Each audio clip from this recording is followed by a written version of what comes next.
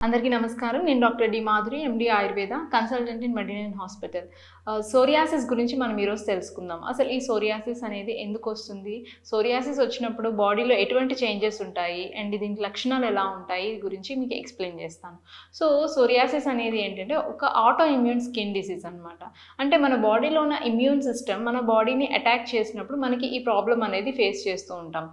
ఈ సోరియాసిస్‌ని మనం psychosomatic disorder అని కూడా అంటాం. అంటే సైకోసోమాటిక్ అంటే మన ఎమోషనల్‌గా బాగా డిస్టర్బ్ అయ్యి, ఎక్కువ స్ట్రెస్‌కి గురైనప్పుడు, బాగా ఎక్కువ టెన్స్డ్‌గా ఫీల్ అయినప్పుడు, ఇలాంటి సిట్యుయేషన్స్‌లో ఏమన్నా షాక్‌కి గురైనప్పుడు మనకి ఈ ట్రిగ్గరింగ్ ఫ్యాక్టర్స్ అనేవి మనకి సోరియాసిస్ కండిషన్ అనేది సివియర్ అవుతుందనమాట. ఈ సోరియాసిస్‌లో ఏమవుతుంది అంటే మెయిన్‌గా మనకి స్కిన్‌లో మనకి 7 లేయర్స్ అనేవి ఉంటాయి. ఈ 7 లేయర్స్‌లో ఈచ్ లేయర్ ఫార్మ్ అవ్వడానికి 25-30 డేస్ టైం పడుతుంది. బట్ ఈ సోరియాసిస్ కండిషన్‌లో మనకి స్కిన్ లేయర్ అనేది 4-5 డేస్‌లోనే ఫార్మ్ అయిపోవడం వల్ల మనకి ఫ్రీక్వెంట్‌గా అంటే రిపీటెడ్‌గా మనకి స్కిన్ లేయర్స్ అనేవి ఎక్కువ ఫార్మ్ అయిపోతుంటాయి. అంటే పైన పాత స్కిన్ లేయర్స్ ఉంటుండగానే కింద నుంచి మళ్ళీ కొత్తవి ఉత్పత్తి అవుతూ ఉంటాయి. దానివల్ల ఏమవుతుంది అంటే స్కిన్ బాగా మందంగా తయారవుతుంది. అండ్ స్కిన్ పైన లేయర్స్ అంటే ఈ పాత లేయర్స్ అన్నీ డ్రై అయిపోయి పైకి మనకి పొట్టుగా రాలిపోవడం అనేది అబ్జర్వ్ చేస్తూ ఉంటాము. ఇవి ఏంటి అంటే ఒక ప్యాచెస్‌గా ఫార్మ్ అవుతూ ఉంటాయి. అంటే బాడీ మొత్తం ఫార్మ్ అవ్వచ్చు. కొన్ని పర్టిక్యులర్ ఏరియాస్ కూడా ఫార్మ్ అవ్వుండొచ్చు. దీంట్లో ఏంటి అంటే స్కాల్ప్‌లో వస్తే మనకి స్కాల్ప్ సోరియాసిస్ అంటాం. అంటే తలలో వస్తుంది. అది చుండ్రులా ఉంది. చుండ్రు అని చెప్పి నెగ్లెక్ట్ చేస్తూ ఉంటారు. బట్ అదేంటి అంటే సోరియాసిస్ కండిషన్ కొంచెం సివియర్ అయినప్పుడు మళ్ళీ అది బాడీ మొత్తం కూడా వస్తూ ఉంటుంది. నెక్స్ట్ పామార్ ప్లాంటార్ సోరియాసిస్ అంటాం. అంటే చేతుల్లోని అట్లాగే కాళ్ళల్లోని కూడా మనకి పొట్టుగా రాలిపోవడము, ఇట్లా క్రాక్స్ లాగా రావడం అంటే పగుళ్ళు వచ్చి దాని నుంచి బ్లడ్ వాటరీ డిశ్చార్జ్ కూడా వస్తూ ఉంటుందన్నమాట. అంత సివియర్‌గా వస్తూ ఉంటుంది. అండ్ దీంతో పాటు ఇంకా మనకి బ్యాక్ మీద గానీ, అట్లాగే ఎల్బో రీజియన్స్‌లో గానీ, నీ జాయింట్ దగ్గర గానీ, అట్లాగే 2 వైపులా అంటే కుడి చేయికి వస్తే ఎడమ చేయికి రావడం అట్లాగా బైలేటరల్‌గా వస్తూ ఉంటుందనమాట. ఈ కండిషన్‌లో మనకి సివియర్ ఇట్చింగ్ అనేది ఉంటుంది. బాగా తీవ్రమైన దురద.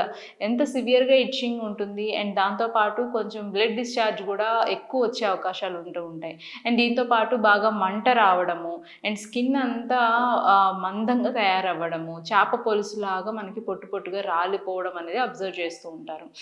ఈ సోరియాసిస్ కండిషన్‌లో మనకి లక్షణాలు ఇలా ఉంటాయి. అండ్ దీంతో పాటు ఇందులో మనకి కొన్ని రకాలుంటాయి.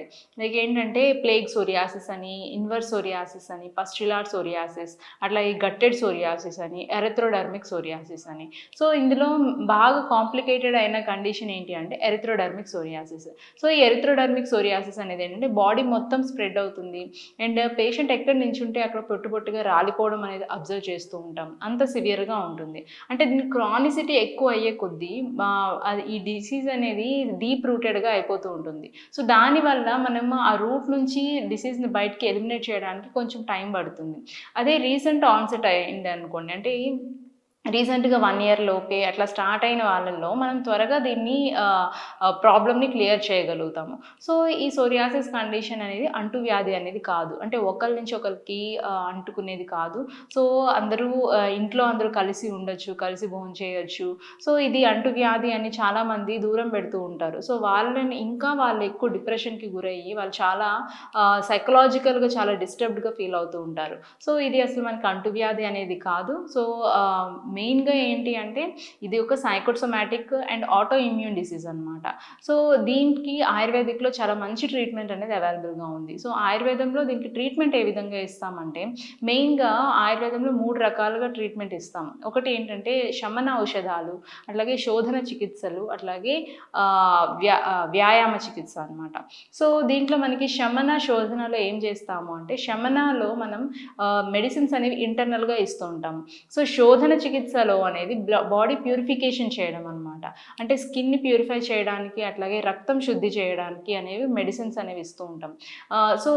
ట్రీట్మెంట్ శమన చికిత్సలో. అట్లా శోధనలో ఏమవుతుంది అంటే ఎక్కడైతే మనకి బాడీలో ఈ అక్యుములేట్ అయిపోయి ఉంటాయో, ఈ మలినాలన్నీ అక్యుములేట్ అయిపోయి ఉంటాయో, దాన్ని మనం రూట్స్ నుంచి బయటికి ఎలిమినేట్ చేయడమే ఈ శోధన చికిత్స అనమాట.